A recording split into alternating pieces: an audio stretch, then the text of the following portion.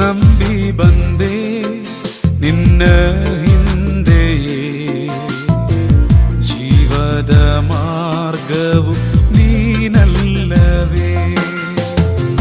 ನಂಬಿ ಬಂದೆ ನಿನ್ನ ಹಿಂದೆಯೇ, ಜೀವದ ಮಾರ್ಗವು ನೀನಲ್ಲವೇ.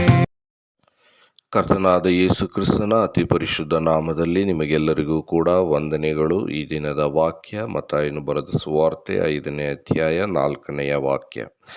ದುಃಖ ಪಡುವವರು ಧನ್ಯರು, ಅವರು ಸಮಾಧಾನ ಹೊಂದುವರು. ಕರ್ತನಲ್ಲಿ ಪ್ರಿಯರೇ, ಈ ವಾಕ್ಯದಲ್ಲಿ ನಮ್ಮ ಕರ್ತನಾದ ಯೇಸು ಕ್ರಿಸ್ತನು ಹೇಳುವುದೇನೆಂದರೆ, ದುಃಖ ಪಡುವವರು ಧನ್ಯರು, ಅವರು ಸಮಾಧಾನ ಹೊಂದುವರು.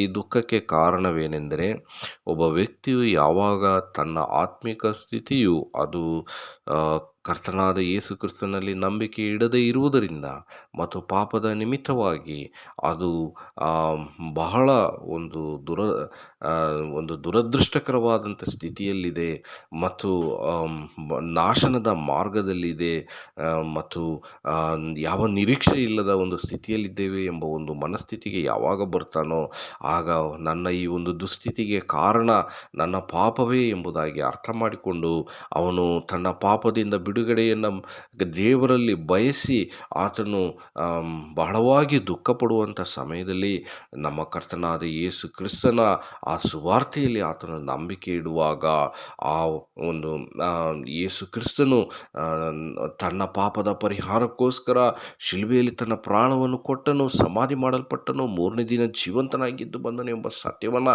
ಅಂಗೀಕರಿಸುವಾಗ ಅವನ ಪಾಪಗಳು ಕ್ಷಮಿಸಲ್ಪಟ್ಟು ಪವಿತ್ರಾತ್ಮನು ಅವನಲ್ಲಿ ವಾಸ ಮಾಡುತ್ತಾ ಅವನಲ್ಲಿ ಒಂದು ಪಾಪ ಕ್ಷಮಾಪಣೆಯ ನಿಶ್ಚಯವನ್ನು, ದೇವರ ಮಗನಾಗಿದ್ದಾನೆಂಬ ನಿಶ್ಚಯವನ್ನು ಉಂಟು ಮಾಡುವುದರ ಮೂಲಕವಾಗಿ ಅವನು ಸಮಾಧಾನ ಸ್ಥಿತಿಗೆ ಬರುವವನಾಗಿದ್ದಾನೆ.